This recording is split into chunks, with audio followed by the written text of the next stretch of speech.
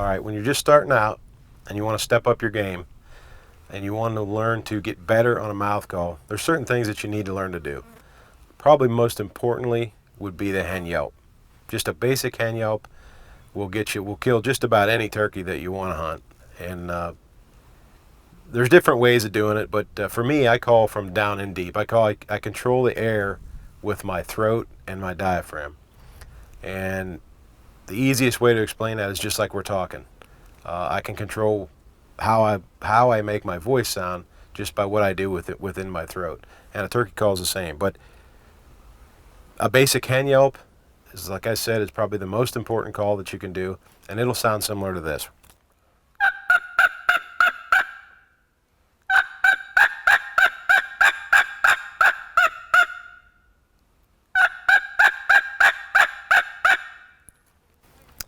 And if you want to go a step farther, maybe a cluck.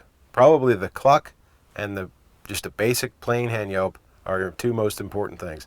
Cluck's just a simple one note.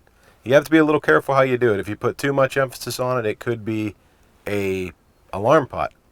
So just soft clucks work best.